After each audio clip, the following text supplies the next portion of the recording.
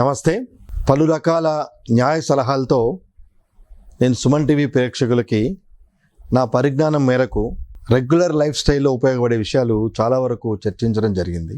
ఈరోజు ముఖ్యంగా భార్యాభర్తల విషయంలో పలు రకాల అంశాలు వాళ్ళ మంచి జీవితానికి కానీ లేకపోతే లైఫ్ డిస్టర్బెన్స్కి కానీ ఆ disturbance end of the day divorce వరకు వెళ్ళటానికి కానీ దారితీయటం మనం తరచుగా చూస్తూ ఉన్నాం. అంటే డైవర్స్ ఎందుకు అవుతుంది అనే దానికి రకరకాల కారణాలు, అలాగే గతంలో కానీ ఇప్పటివరకు కానీ చాలామంది న్యాయ కోవిదులు రకరకాల అనుభవాల్ని సూచనలు చేయటం జరిగింది. రీసెంట్గా నా దృష్టికి వచ్చిన ఒక జడ్జిమెంట్ కర్ణాటక హైకోర్టుది. అది ఎలా టెక్నాలజీని మిస్యూజ్ చేస్తున్నారు, టెక్నాలజీని భార్యాభర్త వారి వారి రెగ్యులర్ యాక్టివిటీస్కి దాన్ని యూజ్ చేసుకుంటున్నా ఈ టెక్నాలజీ కూడా డైవర్స్ని విషయంలో ప్రూవ్ చేయడానికి ఎలా దోహదపడుతుంది అనే విషయాన్ని ఈ కార్యక్రమంలో తెలుసుకుందాం.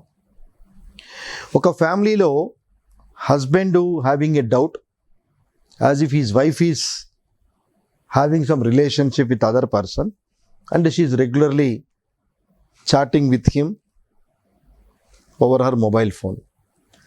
So somehow or other technology చెప్పాను కదా, టెక్నాలజీ ఎంత ఉపయోగపడుతుందో మానవ మనుగడకి ప్రోగ్రెస్కి, at the same time disturbances చేయడానికి కుటుంబంలో కలతలు రేపటానికి కూడా ప్రధాన పాత్ర పోషిస్తుంది అనటంలో ఈ ఉదంతం చాలా ముఖ్యమైంది. రెగ్యులర్గా అంటే భార్యకు తెలీదు, he is maintaining and he is recording her conversation.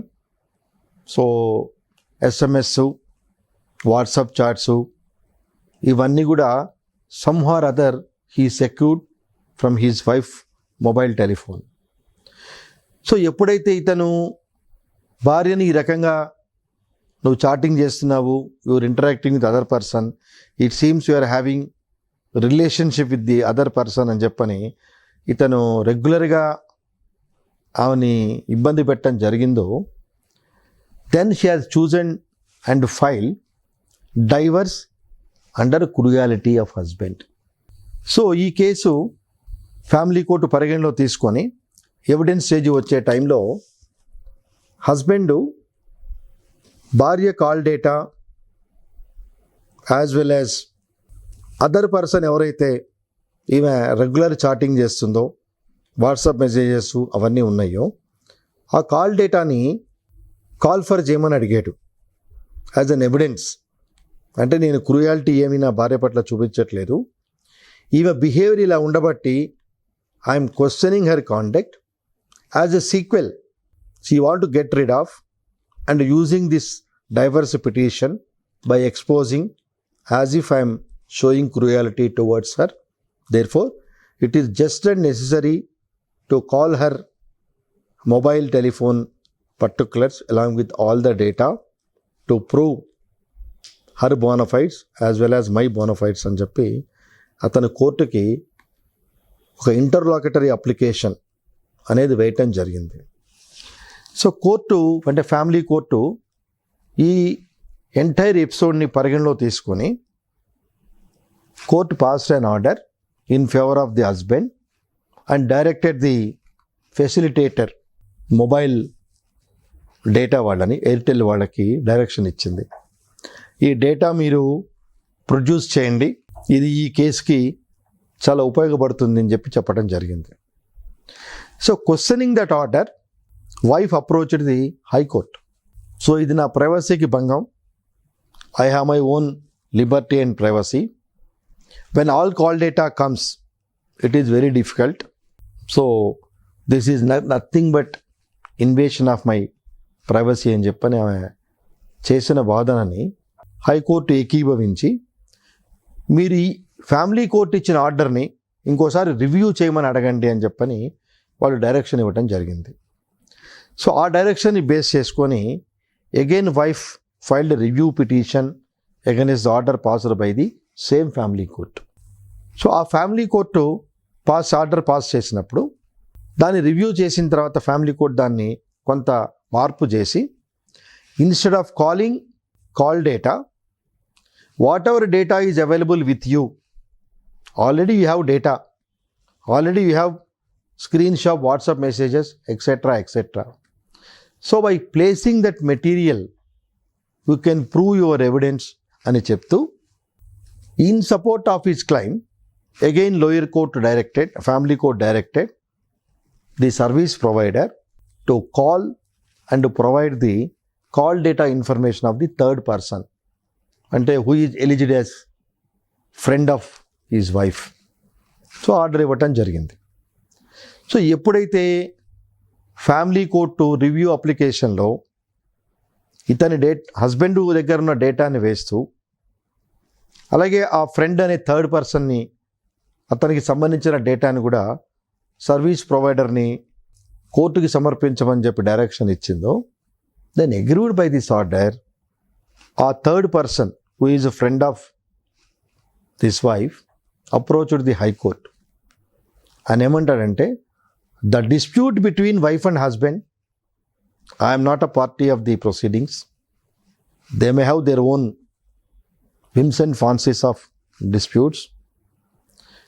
By way of calling for my call data, vital information will be known to the public, which is nothing but violation of my personal liberty, and it is hitting Article 21 of the Constitution of India. ఎందుకంటే అతను వేసిన allegations, for example ఆ call number ఉంటుందో లేదో నాకు తెలీదు, but whereas వాళ్ళిద్దరి డిస్ప్యూట్స్కి నా డేటాని కాల్ ఫర్ చేయమంటే నా బిజినెస్ కాల్సు, నా important calls, confidential information with whom I'm talking, ఆ డేటా మొత్తం వస్తుంది. ఎందుకంటే ఇక్కడ ప్రేక్షకులు గమనించాలి, సర్వీస్ ప్రొవైడర్ కాల్ డేటా ఇచ్చేటప్పుడు ఈ నెంబర్తో ఈ నెంబర్ మాట్లాడిందని ఉండదు. తప్పనిసరిగా ఆ పర్టికులర్ ఫోన్ నెంబర్ హోల్డరు ఒక పర్టికులర్ పీరియడ్లో ఇన్కమింగ్స్ అవుట్ గోయింగ్స్ లిస్ట్ ఏదైతే ఉందో అది మొత్తం వస్తుంది. బాగా గుర్తుపెట్టుకోండి, time, date, duration of talk, ఇవన్నీ కూడా విత్ సెకండ్స్ డేటా రావటం జరుగుతుంది. సో ఇతని వాదనని హైకోర్టు పరిగణలో తీసుకొని, yes you are right, information వాళ్ళ దగ్గర ఉంది కాబట్టి ఓన్లీ ఇన్ఫర్మేషన్ అతను ప్రూవ్ చేయాలి. సో ఫ్యామిలీ కోర్టు మిమ్మల్ని ఈ రకమైన ఆర్డరు, ఈ ఇన్ఫర్మేషన్ మీ నెంబర్కి సంబంధించి సర్వీస్ ప్రొవైడర్ని ఇమ్మంటాం అనేది కరెక్ట్ కాదు అని చెప్పి ఆర్డర్ని క్వాష్ చేసి, high court has a given direction in favor of the husband. Since you are already eligible to holding the information of your wife with regard to her call data, so by using electronic technology and all those things, so you can very well establish the conversation. So another important aspect, mere securing call data, does it mean as your wife is having some bad relation with the third person? We cannot presume. So High Court denied that contention. అంటే call data produce చేసి వైఫ్కి illicit contact ఉంది అని ఎప్పుడైతే husband దాన్ని prove చేయడానికి ప్రయత్నిస్తున్నాడో, high court refused he's contention. ఎందుకంటే except call data as his wife is talking to the third person, he has not produced any other data with regard to the alleged relationship of his wife with the third person. అంటే ఇక్కడ ప్రేక్షకులు గమనించాల్సింది ఏంటంటే, భార్యని ఇబ్బంది పెట్టే పద్ధతిలో ఈ కాల్ డేటా, చాలామంది చెప్తూ ఉంటారు, మీ కాల్ డేటా నా దగ్గర ఉంది, నువ్వు ఎవరితో మాట్లాడావు, ఏం చూసావు. సో చాలా సినిమాలో చూపిస్తూ ఉంటారు, కాల్ డేటా ప్రకారం వాళ్ళ కన్వర్జేషను, వాట్సాప్ చాటింగ్సు ఇవన్నీ సెక్యూర్ చేయటం. లా ప్రకారం unless there is a specific order, unless there is a threat of sovereignty to the country, so ఎంతో ఇంపార్టెంట్ కేసెస్లోనే, అది కూడా కాన్స్టిట్యూషనల్ కోర్ట్స్కే ఉన్న ఆ అధికారాలతో కాల్ డేటాని కన్వర్జేషన్ని కాల్ఫర్ చేసే అధికారం ఉంటుంది తప్పించి రొటీన్ విషయాల్లో లైక్ ఫ్యామిలీ డిస్ప్యూట్స్ ఎక్సెట్రాలో normally court will not entertain. ఎందుకంటే టెక్నాలజీ పెరిగినప్పటి నుంచి ప్రతి మనిషి చిన్న నుంచి పెద్ద వరకు ఈ రోజున they have become addiction to the mobile telephone. So దాంతో రోజులో రకరకాలతో మాట్లాడుతూ ఉంటాం, ఎంతోమందితో మాట్లాడుతుంటాం. ఆ మాట్లాడే కాల్స్లో హస్బెండ్ సస్పెక్ట్ చేసే వ్యక్తి కాల్స్ కూడా ఉండొచ్చు, కానీ వీ కెనాట్ అట్రిబ్యూట్. ఎంతోమంది బిజినెస్ కాల్స్ మాట్లాడతాం, చిట్ చాటింగ్ ఫోన్స్ మాట్లాడతాం, చాలా ఎంక్వైరీస్ వస్తాయి. కనీసం యావరేజ్గా ఈ రోజున చూస్తే irrespect of his status not less than 50 calls incoming కానీ అవుట్ గోయింగ్ కానీ each mobile telephone is entertaining. అంటే టెక్నాలజీ అభివృద్ధి చెందుతున్న రోజుల్లో with an evil mind how the wife and husband either way they are trying to take advantage of the technical system to prove as if his wife is bad. అంటే divorce కావాలి అని చెప్పి అనుకుంటే there are so many ways. కానీ ఇక్కడ గమనించాల్సిన విషయం ఏంటంటే భార్య వేరే వాళ్ళతో ఫ్రెండ్షిప్లో ఉందనే డౌట్తో హస్బెండ్ డైవర్స్ చేయలేదు. Always husband loves his wife, is having 5 years daughter. He has filed an affidavit before the family court. He wants to continue his family relationship with the wife, but he is requesting wife to change her attitude, for which she approached the court and filed a divorce petition on the pretext of cruelty of the husband. So, ఇలాంటి పరిస్థితుల్లో I leave it to the wisdom of the viewers. ఎంతవరకు justification అంటే wives ఎలా advantage తీసుకొని, I'm not talking about all the wives అండి, with due respects. నేను కార్యక్రమంలో ఏది మాట్లాడినా నేను స్పెసిఫిక్గా పర్టికులర్గా ఎవరి గురించి మాట్లాడటం అనేది జరగదు, అది ప్రేక్షకులు గమనించాలి. I'm talking about hypothesis and different kinds of people, how they are acting and taking advantage in their favour the situation or the technology or other surrounding circumstances to achieve their evil reasons. అంటే ఎన్నో కారణాలు చూస్తూ ఉన్నాం. ఇది డెఫినెట్గా ప్రేక్షకులకి ఒక కొత్తదనం ఇచ్చే అంశం అని చెప్పి నేను అనుకుంటున్నాను. ఎందుకంటే గతంలో రకరకాల కారణాలతో డైవర్స్కి అప్లై చేసిన సందర్భాలు, ఆ ప్రూవ్ చేసిన సందర్భాలు ఉన్నాయి. కానీ వైఫ్ వేరే వాళ్ళతో మాట్లాడుతున్నది, దేర్ఫోర్ ఐఎమ్ హ్యావింగ్ సస్పెక్షన్ అన్నారు అబౌట్ అవర్ కాంటాక్ట్ అనే ఆస్పెక్ట్ని హస్బెండ్ రైజ్ చేస్తే, to overcome the situation wife రివర్స్లో క్రూయాలిటీ అనేది ఫైల్ చేసిందంటే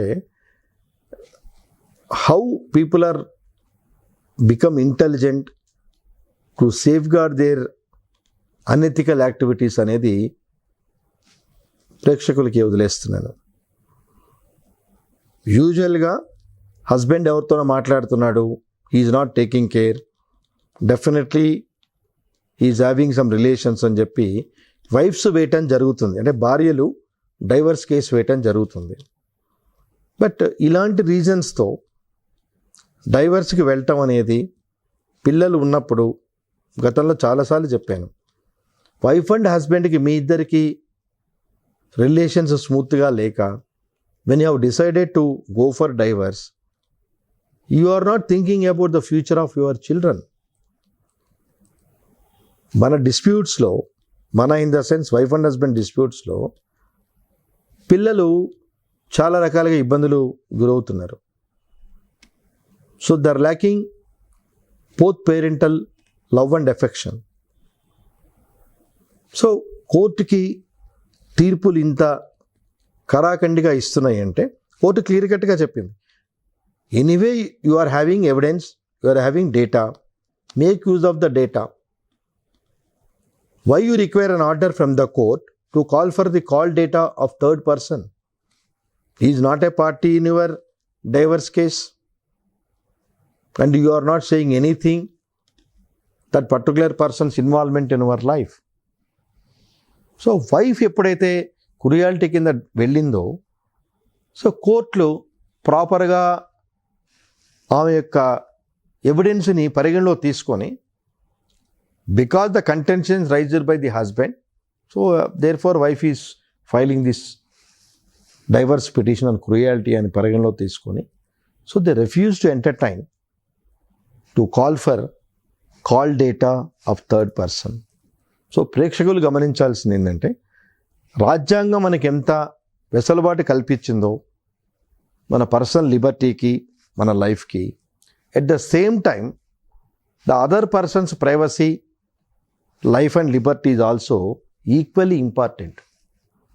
so because of her vested reasons between wife and husband, we should not defame third person's liberty and his social status. So ఒకసారి call data ఒక particular person తీస్తే definitely there must be some important calls, important persons, business calls, overseas calls చాలా ఉండొచ్చు. But I want to conclude this aspect. So technology ఇచ్చిన దాన్ని అది మన వాళ్ళ మీదే అడ్వాంటేజ్గా తీసుకొని మిస్యూజ్ చేయటం అనేది కొంత తీవ్ర ఆక్షేపణకు గురి చేస్తుందని తెలియజేస్తూ, వైఫ్ అండ్ హస్బెండ్ రిలేషన్షిప్లో ట్రస్ట్ ఈజ్ మోస్ట్ ఇంపార్టెంట్. ఆ ట్రస్ట్ అనేది మనం ఎప్పుడైతే మిస్ అవుతామో, we have to question our selves why the facts and circumstances are working against our interest. So రెండు చేతులు కలిస్తేనే చప్పట్లు అని సామెత అంటారు. So you cannot find fault with only husband or with only wife. So మ్యూచువల్గా భార్యాభర్తలకు ఏదన్నా ఇట్లాంటి పొరపచ్చాలు వచ్చినప్పుడు దాన్ని ఒక అండర్స్టాండింగ్ పద్ధతిలో సార్ట్అవుట్ చేసుకోవాలి తప్పితే, ప్రతిదానికి approaching the court, getting divorce or making the children's life miserable is not the criteria. ఎందుకంటే ఎండ్ ఆఫ్ ద డే ఈ యాక్టివిటీస్ వల్ల మనం సాధించేది ఉండదు. మనకున్న పర్సనల్ అన్రెస్ట్ వల్ల our children are the sufferers. So ఈ విషయాన్ని ప్రేక్షకులు గమనిస్తారని, సో డైవర్స్ అనే ఆస్పెక్ట్కి వెళ్ళే ముందు 100 సార్లు ఆలోచించి what we are going to achieve after getting the divorce.